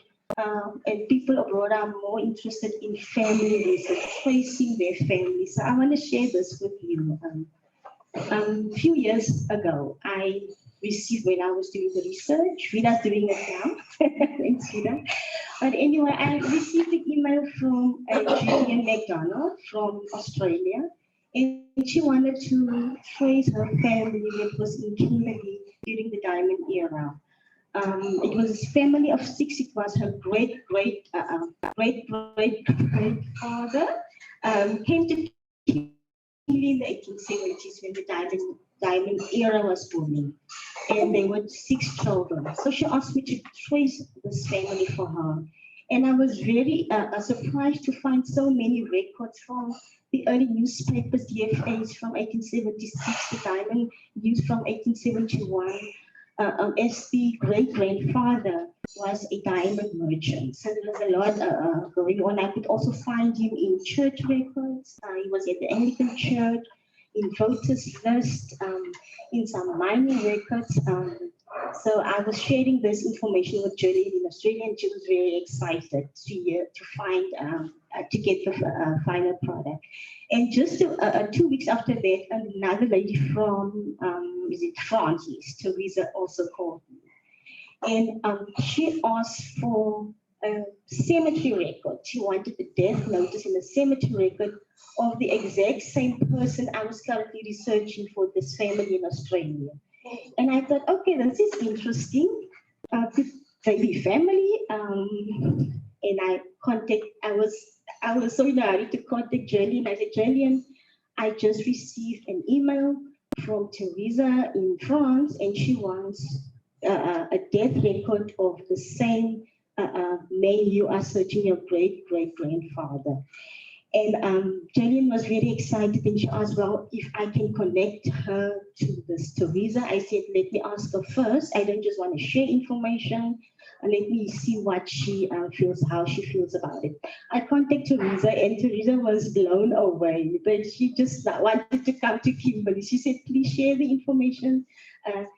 She could be my family. And then I didn't hear, for a week, I didn't hear about them. And then the following week, a long email came through, how they were planning to come to Kimberley, how they were excited to meet. They are going to meet each other in Kimberley at the Africana Library. And they wanted me to present all the records that I have retrieved from the research. So while I was sharing the information with my boss who left, Shirley James, what's her name? Charley Kemp, she's from Foxburg. She heard the story and she said, can she do a feature on it? I said, of course, let me just speak with them if they are comfortable. And then I informed Charley that no, they are comfortable with it. So we all made a date on when to meet. And then they came to the library. I had some tea out for them. We spoke. Charley came, and the two cousins met. It turns out that their grandfathers, great-grandfathers, the gentleman that was a diamond merchant had 6 children, of which there were 4 boys. Now the 2 boys left after, in 1909, they left. One went to France, the other one went to Australia. The others died and was buried in Kimberley. So we could find grave records at the Western Cemetery. So they even visited the houses where the family stayed. It was in Kimberley North was one, and the other one was in De Beers. And then they also visited the cemetery and could see the gravestone of their great-great-grandfather. So for me, that was so, I was so chuffed that I could bring these 2 families together. And it just shows you the importance, guys. We have such an important job to do as librarians. Jeff spoke about the literacy, digital literacy. I'm now thinking of our public librarians in public library spaces. We have the ability to assist our poor to upload their CVs, to find work, to assist them with their writing of a CV. If we can just tap into that space, I'm just bringing that in, but just coming back to the stories that we tell, we can make a difference in people's lives. Thank you very much.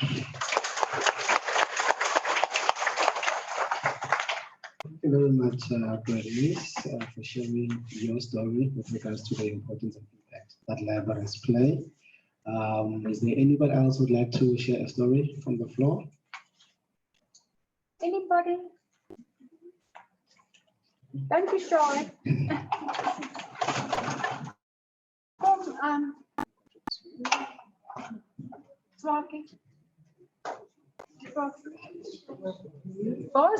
Boss, actually, boss.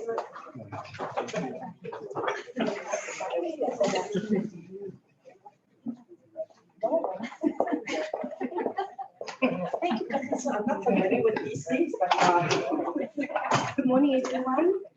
I just want to add to the Lisa, we just assistant librarians. But that's who we are, but we do play a role. That is the most important thing. And the fact that we work in a library, I think that's a wow for each and everyone working in a library, because you're working with the public. And you know that the public is not easygoing. You get the highs, you get the lows, but most of us the highs. You know what? We are like doctors.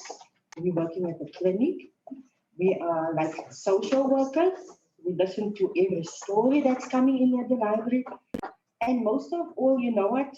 I'm like that person. Hello, auntie. Hello, my uncle. Hoe gaan het vandaag? And then there's a lady that says, I don't like the way you call me auntie. But I told her, but for you, it's auntie today. But when I come in, then she says, yes, okay, when auntie come in. You know what? You make a difference. Important. Sometimes it doesn't look like it. And the cherry on top is when people come back and say, you know what, thank you for investing in my life. Especially students, they come back, they say, thank you for you guys that invested in my matric. You gave info, you allow me to work on the computer, you show me how to do things.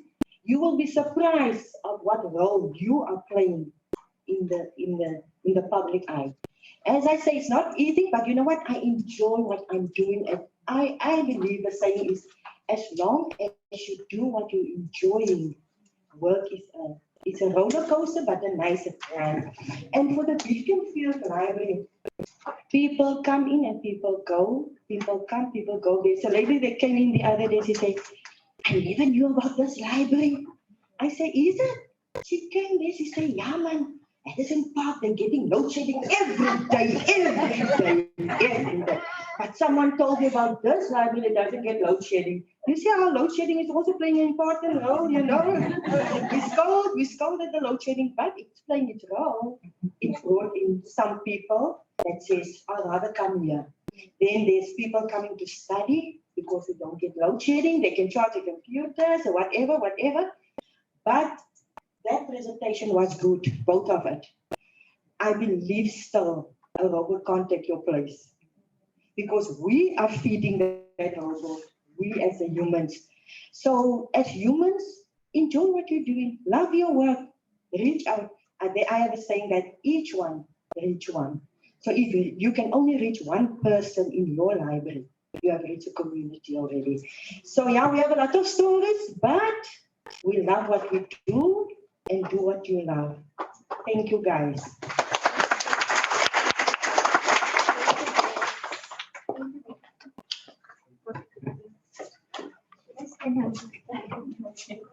Okay, greetings everyone. I don't have a story, but I just want to speak about my experience. So I believe that a library is actually a place to be. Library is love, library is respect.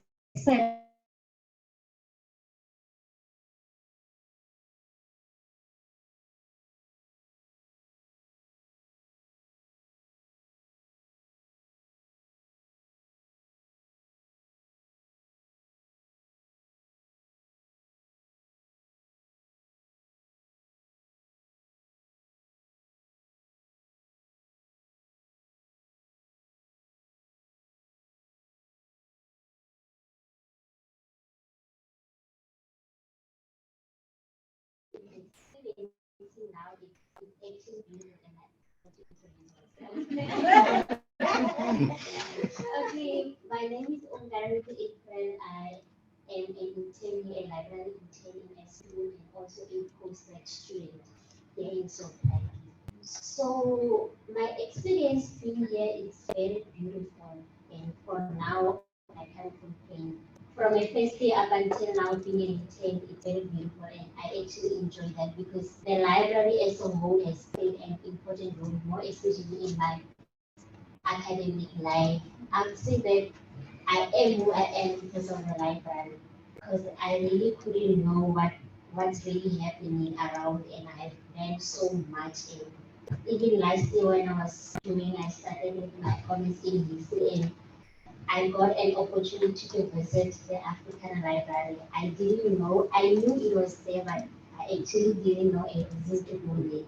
But I am glad that I was able to go there and do that things that I said.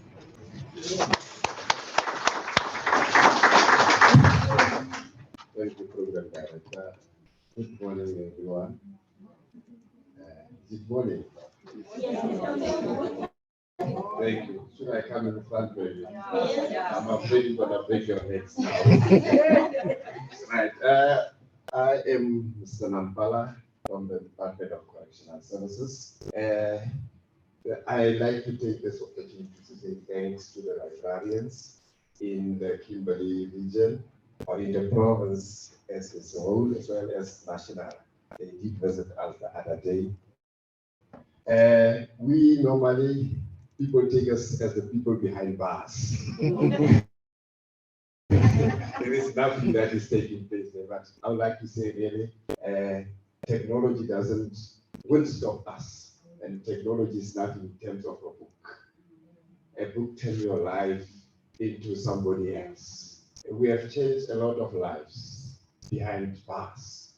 We obtained 100% in our matric results because of this like that. In our correctional facilities, we are having 4 correctional facilities. We are having whole group, you know it. Maybe just 2%, let's say 2%. It's not nice to be there. It's female, and it has been turned into female, only of females from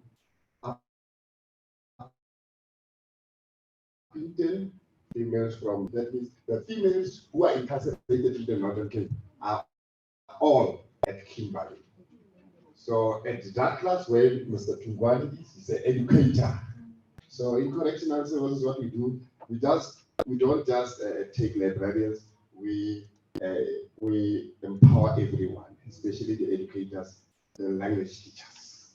So he's responsible for juveniles. Juveniles is young people from the age of 17 to the age of 20. And then the big one, the most beautiful one, beautiful done, sort of like, you see it, sort of like, baby. Yes, now they were incarcerating 3,000 males only. So this is where now the cracks are. We do have libraries in all the centers. And in our libraries, we managed to get people who cannot read nor write in all the 11 languages. And then we turn them into people who can write first in their own languages via the libraries, because we're having a program in our libraries. Those are my librarians. This is an educator who's helping. Would you stand up? Zenobia from Douglas, working with juveniles. We are having Mr. Makar from Kimberley and Ms. Leo. We are having Mr. Tite, who's working at Berkeley West. Those who are from Berkeley West, library.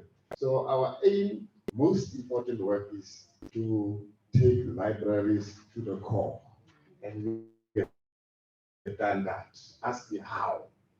The libraries here around here, they induct librarians of us, they take the knowledge and induct others, offenders. Offenders are also librarians. So as a result of that now, because there are many, you cannot take them all. So as a result of that now, reading, and we take about according to age. You cannot compare me and let me read with this student over here. The student will beat me, so you take me to my age, so that I feel more comfortable. And on that, we call it IELTS level 1 to IELTS level 4. That's when they graduate, then they went to the high school, FET. That's where we get our 100%. Besides that, there's a program called Funda Mzansi. You know about it? We normally get 100% in all the languages because we use the same libraries at the same university. So like his lecturers from Limpopo to come and sisters in most of the languages. We do incarcerate all the offender society here.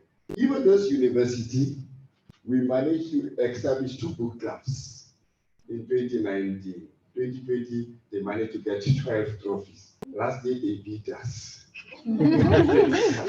So as a result of to say that now, we'll be having our library week from tomorrow because we wanted to check what is happening. What is the monopoly saying? We normally have got this on a monthly basis. Reading is compulsory at the correctional facilities. You don't read, you are not released. It goes like that. And when you go out, when you go to visit our centers, you'll see how people are reading books. You give them a book now, you just make a change that the book is finished, you explain the book to you. So as a result, we like to say the stories that we are having, the stories that you have impacted to us has made a difference. The illiteracy rate at the centers has declined because of the library. Reading and analyzing books. People who are old, analyzing a book in his own Nguni language. So we are also again urging you to come and join us, because on Wednesdays we are having freedom services. On quarterly we'll be having our competition of the 4 correctional facilities. It's just to check now, can you analyze a book? Can you read a book promptly and spelling bee as well as debate? So on that, I'd like to say thank you, and thank you for caring for people who are behind bars, not looking at the uniform, the orange uniform or whatever uniform. They are also human beings. And thank you very much, sir.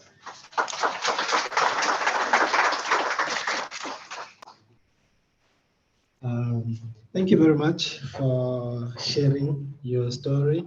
Thank you very much to everyone who contributed by sharing their stories and explaining how important libraries are, the role in which libraries play in our communities. I think we can all confirm that during this era of information and digital change, there has been, of course, comments where people say that since the internet have a vast amount of information, then the library is pretty much a useless place, because you can get all information that you want online. But we can all confirm that we live in an era of fake news and misinformation, and you are prone to get a lot of misinformation from the internet. And that's where we, as the library and librarians, come in for verification of that misinformation and fake news. And the first place where people should be coming to for relevancy in terms of information is the library. For people who want to further their studies, for first years who do their assignments, the first place when they feel lost, they're going to come to the library. So with regards to any information that one needs, I think the library plays quite an important role. And we should tell our stories and cement it to say that libraries are important and we are not going anywhere. Thank you very much, colleagues. Now to move on to the next item, I'm going to be handing over to my colleague here next to me, Amanda. The Librarian of the Year is a role model for the library and information services community, a person whose contributions make a lasting impact on the sector and who will be an ambassador for LIASA, the sponsor and the profession for the upcoming year. This accolade is granted in recognition of the achievements and accomplishments of inspiring and exceptional public, academic, school and special libraries. Allow me to hand over to the LIASA UKS Librarian of the Year 2022, Ms. Manda, to tell us about her achievement. Manda, the floor is yours. You can stand over there. The camera can see you. Right. You move out. Just show me where the slides are. This one. Right. Okay. I'm just into the slide. The group photo.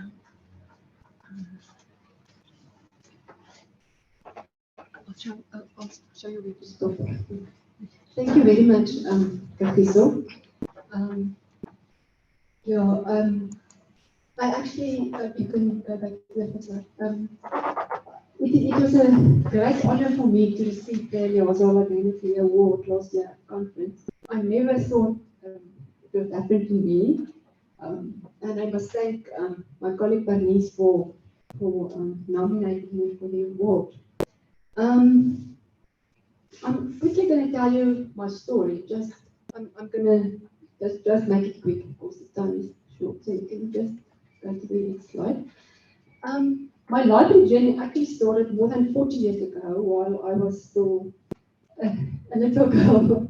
Me and my siblings grew up with bedtime stories. My mom used to read us bedtime stories each night before we go to bed. And now she's still reading stories to the grandchildren. Okay, next slide. My first experience with the library was actually with the Afrikaner Library, but in that time, it was 1980s, it was the public library in Kimberley. And that first photo is a photo of, that was the entrance to the library in that year. And the room you see there is now they call it the Chinese room, but that was the children's library. So you used to enter there at that door, and then you go upstairs to that room, and that was the children's library. So my mom used to take us to the library even before we could read. So she introduced us to the library. Every December holiday, we used to visit my grandmother in Jeffreys Bay. She was the librarian in Jeffreys Bay. So I used to go to the library with her, and that is a very old photo of the library before there was grass and anything, but it was to see a London library. And I used to spend my school holidays there. I can just tell you a quick story. My sister didn't like the library as much as I did, and one day she also wanted to go to the library. But I always wanted to help my grandmother stamp the books, and she chased me away. She didn't want me to have the counter, so I was reading or anything. And my sister went this day with me to the library, and she was didn't know what to do, so she got a scissor somewhere, I don't know where, and then we went there in between the adult shelves, and she cut my hair. She cut some of my hair out there, and then we got in trouble when we got home. So that's what I remember from the library. And then I went on from there because of their influence in my life. I went on from there, and in standard 5, I received the trophy for the Afrikaans best. I stood first in my class for Afrikaans in that year. And the other photo is when I went back to my alma mater, it was Laerskool Staats. I went there for the World Day, and that trophy of mine is still there in the school. And then I went on to become a librarian at the University of Stellenbosch. You can move.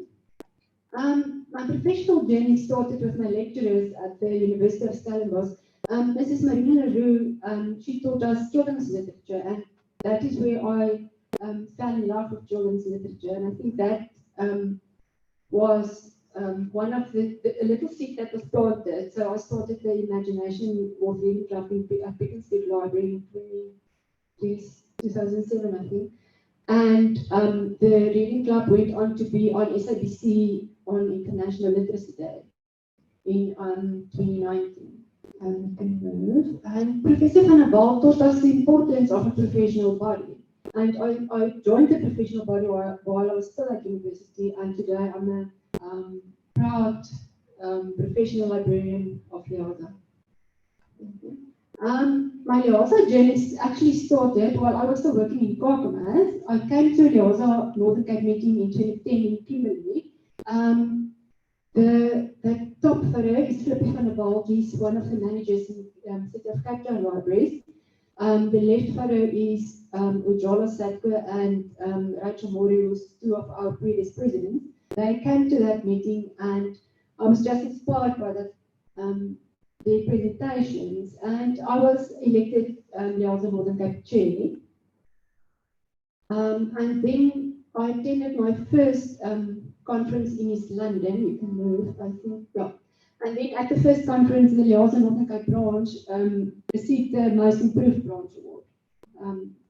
And then in 2012, I had the privilege of attending the 7th LIASA Carnegie Library Leadership Academy. If it wasn't for my involvement in LIASA, then I wouldn't have the opportunity to go. Just come back.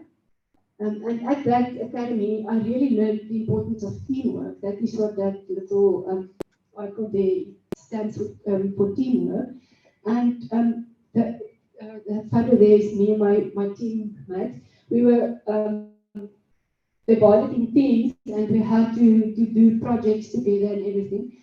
And you can go on.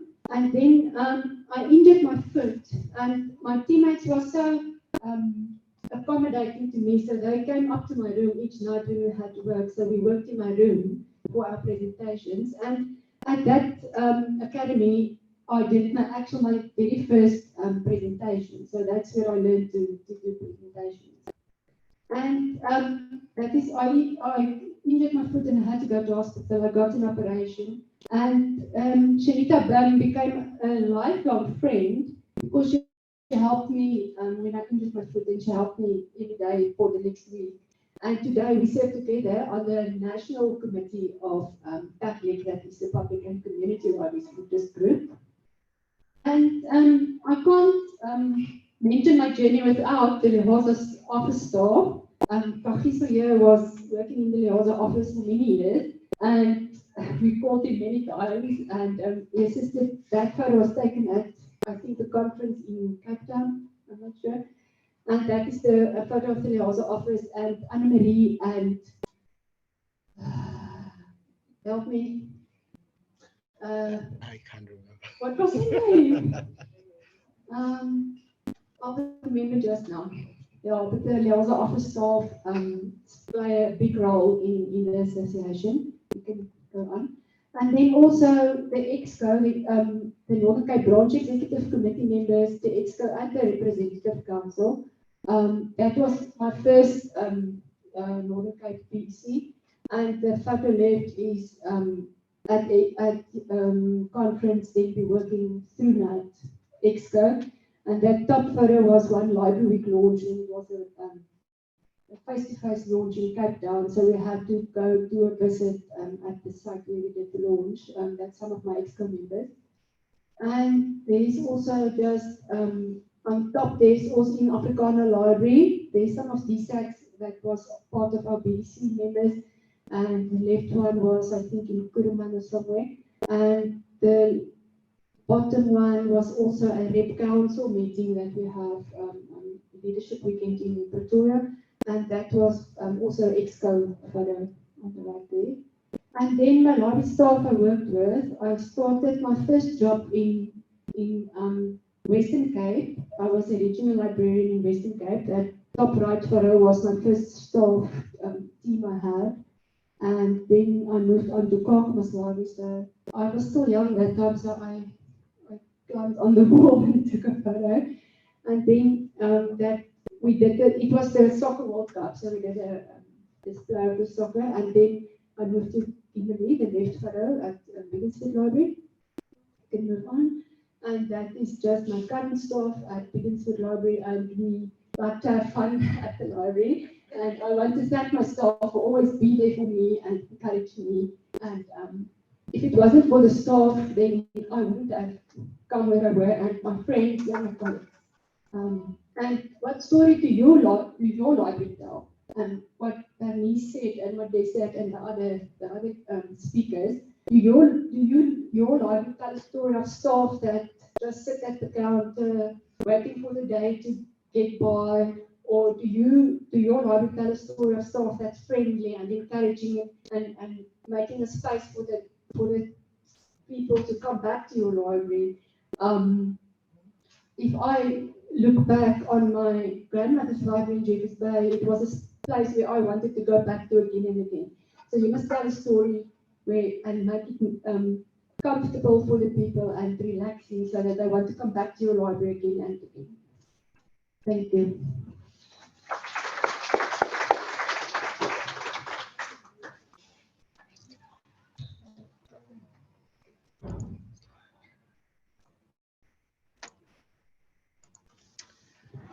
All right.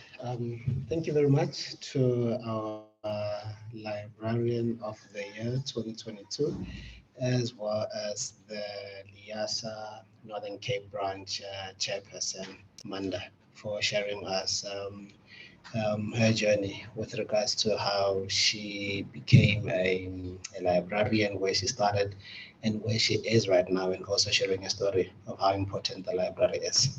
Thank you very much for that, Amanda. Now we're going to move on to the final stanza of our program. We have reached the final stanza of our program. It has been great and such an honor being with you all. Thank you very much for the opportunity given to me to be your program director. Thank you very much for everybody participating and sharing their stories.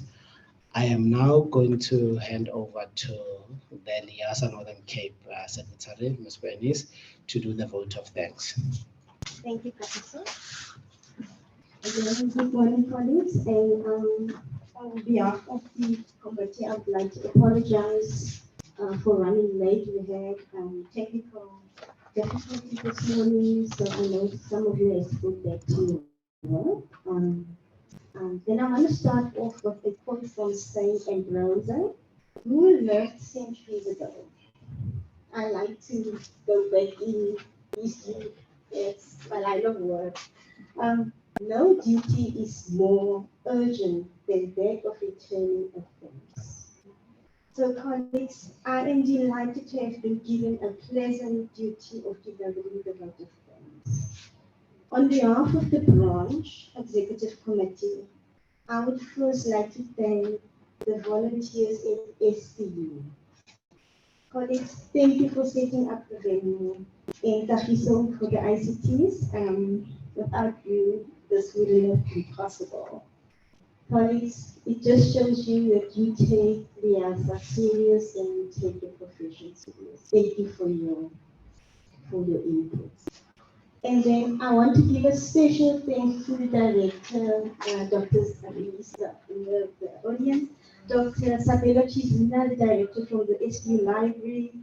From day one, he has been supporting the branch.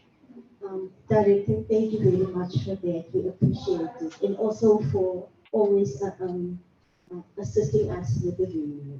So thank you. Then I would like to extend my heartfelt gratitude to the two speakers, Jeff Walker and Denise Nicholson. And I want to commend the committee for getting these two speakers. I think the topics were very critical for us as librarians to hear. And yeah, thank you guys for getting them on board. I'm just as happy to hear that the amendment bill caters for digitization, because I was worried about that because we are currently busy with digitization, which is critical to transform our current fragile records to a digital format to make it accessible for our communities and hopefully worldwide. And to Jeff Yoka, is Yoka, am I right? And to Jeff, I think the digital literacy is really hit home for me, living in Kimberley, and I'm thinking of the Northern Cape at large. It is very, very important that we tap onto that space and to assist our communities that need us. So maybe the branch can assist with organizing some workshops to equip our public librarians with this digital literacy. Okay, then to our departments, the correctional services, Mr. Nampala, thank you for your presence here and bringing all your staff, the library staff. Giselle, thank you for your inputs and for attending. Then to our Department of Education, Mr. Jobu, Angela, here you are. Thank you, Angel, for your presence. I'm not sure if the judicial department here. Are they here? Okay, so they're not here. And then to the participants, guys, thank you for sharing your powerful stories. Let us continue with this, telling these stories in our libraries. And then I want to thank Manda, our chairperson, and LIASA, Librarian of the Year. Thank you for sharing your journey with us. It was all inspiring. I'm so glad I am friends with you. You inspired me. You inspired me to be here where I am today. So thank you for that, Manda. And also thank you for arranging for the nice snacks. Colleagues, so please come and join us. I know you're all in a hurry, but let's enjoy snacks before you leave. And I think that is so, if we can take a picture, will that be fine? If it's all right with the colleagues, so we can take just one picture before we go, I will appreciate that. Okay, thank you. Thank you, everyone. Thank you for joining.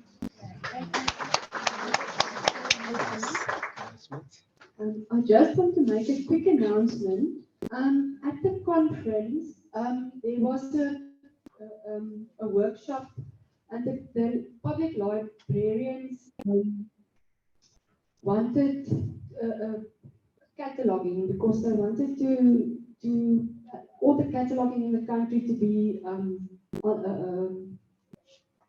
do you say, uniform. And the IGBIS, the Interest Group for Bibliographic Standards, are having a workshop with a speaker, Violet Fox, on 28 March. Violet has played a visible role in the critical cataloging movement, which advocates for the acknowledgement and support of marginalized and unheard groups in cataloging and classification practice. Violet will speak to the changes undertaken in SEER subject headings, the descriptive standard used in South African public libraries, and how librarians can themselves enact change in metadata. It's going to be an online workshop. So if you put your email addresses on the attendance register, I will send the details to everybody. So if you want to join me, you can join the online workshop. Yes. Can we get somebody take a picture before we go out, I think, and then we can. Thank you.